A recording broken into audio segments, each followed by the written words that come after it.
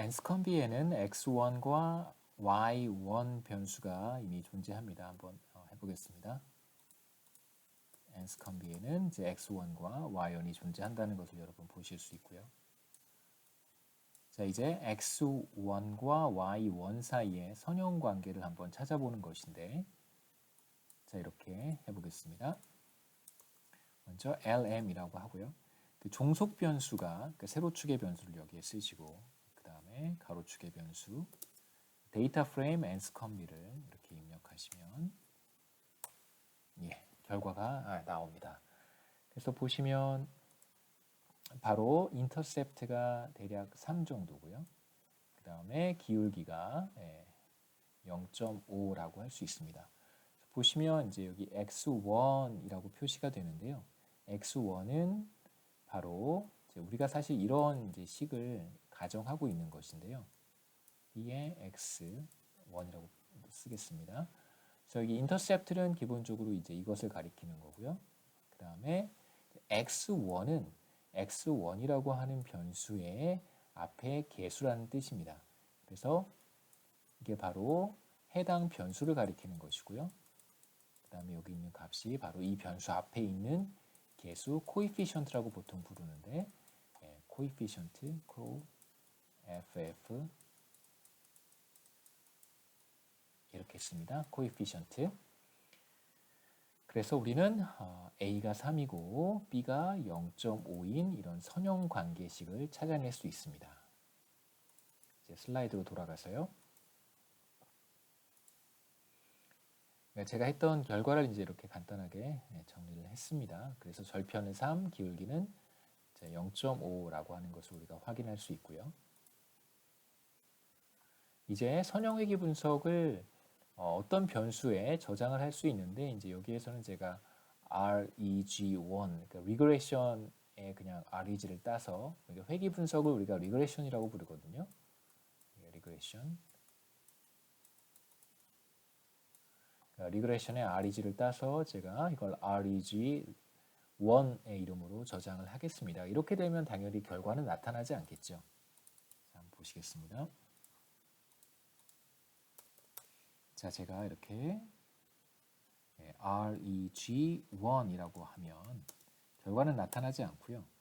그래서 결과를 보고 싶으면 REG1이라고 해서 엔터를 치시면 똑같은 결과를 확인할 수 있습니다.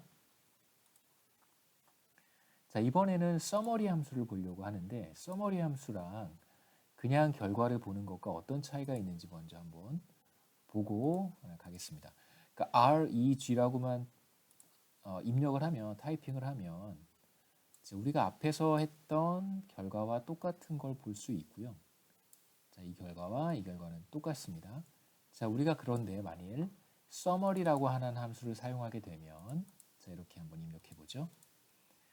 자, summary라고 하는 함수를 써서 REG1의 결과를 보고 싶다라고 한다면 결과가 훨씬 더 다양하게 나오는 것을 확인할 수 있습니다. 그러니까 REG1에 입력되어 있는 선형 회귀 분석 결과를 보다 자세히 보여주는 것이다 라고 할 수 있습니다. 그래서 간단하게만 설명을 해드리면 우선 residuals라고 하는 것은 이제 잔차라고 하는 것인데요.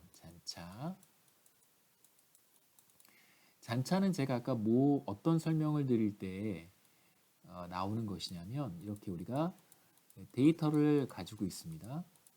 슬라이드로 돌아가 보겠습니다. 슬라이드에 그림이 있으니까 우리가 페이지 35페이지로 돌아가면 이 그림을 볼 수 있는데 실제로 우리가 찾은 직선의 그래프가 이것이고요.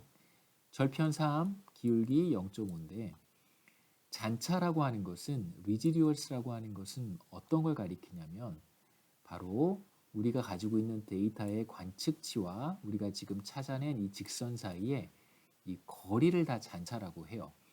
실제로 잔차가 관측치의 개수만큼 존재하겠죠.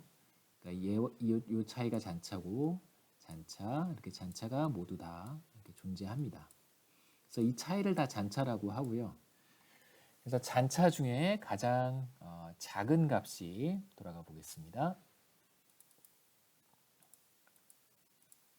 그래서 잔차 중에 가장 작은 값이 마이너스 1.9였고요. 그 차이 관측지와 직선 사이의 거리 중에서 가장 짧은 거, 그 다음에 가장 긴 거는 1.838 정도다.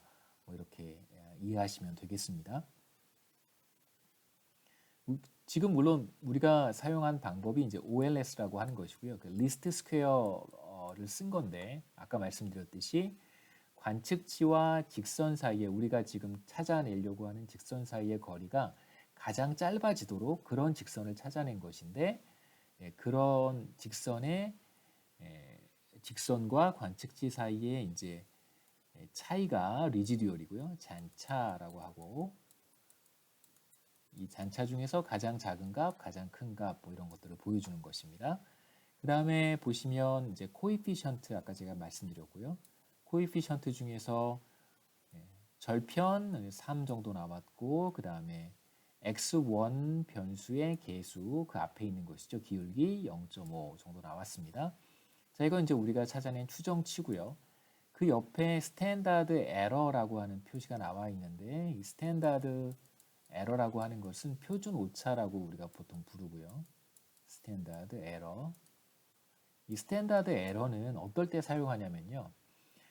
실제로 이 3이라고 하는 것은 우리가 y와 x 사이의 관계에서 실제로 y1과 x1 사이에 어떤 관계가 있을 거예요. 어떤 관계가 존재하는지는 모르지만 어떤 관계가 존재할 거예요. 이걸 우리가 우주의 법칙이라고 부른다고 뭐 저는 그냥 이게 그냥 통상적으로 쓰는 학문 용어가 아니고요. 제가 그냥 제가 부르는 이름입니다. 우주의 법칙. 아무도 관찰하지 않은 우주의 법칙. 아무도 관찰할 수 없는 그리고 관찰하지 못한 그런 우주의 법칙인데 우리는 11개의 관측치를 뽑아서 지금 이 관계를 찾아봤더니 3 더하기 0.5의 x1이라는 사실을 발견을 했어요. 이거는 우주의 법칙이 아니고요. 11개의 관측치를 가지고 우리가 알아낸 사실입니다. 그러니까 우리가 지금 이 3 더하기 0.5의 x1이라고 하는 관계를 11개의 데이터를 가지고 찾았는데 정말 이게 우주의 법칙일까 궁금하잖아요. 그거를 판단하기 위해서 스탠다드 에러라고 하는 것을 찾아냅니다.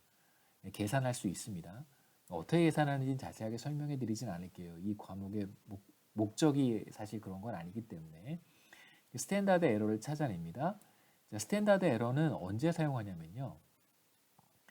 보통 뭐 중요한 거는 사실 절편이니까 0.5라고 하는 값을 우리가 찾았습니다. x1이 y1에 x1이 하나 늘어날 때 y1은 0.5만큼 늘어난다는 우주의 법칙을 우리가 일종의 찾아낸 거죠. 11개의 관측치를 사용을 해서.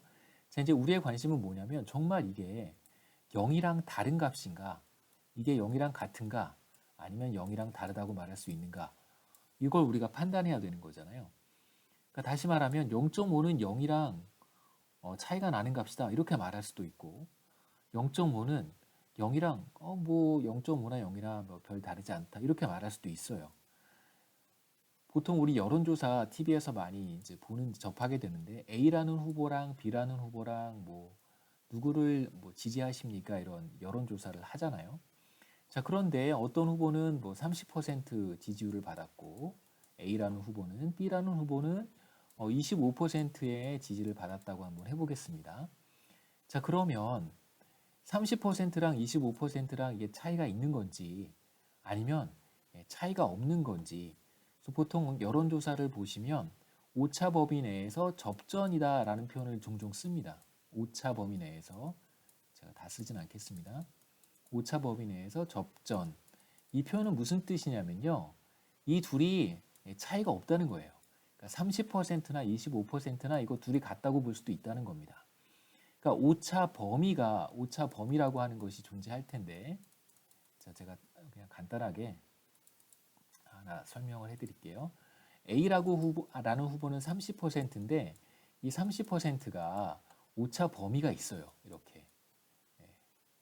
그러니까 오차 범위가 최소 예를 들면 22%에서 최대 38%까지 이렇게 우리가 뭐 플러스 마이너스 8%포인트의 오차 범위를 한번 생각해 볼 수 있습니다.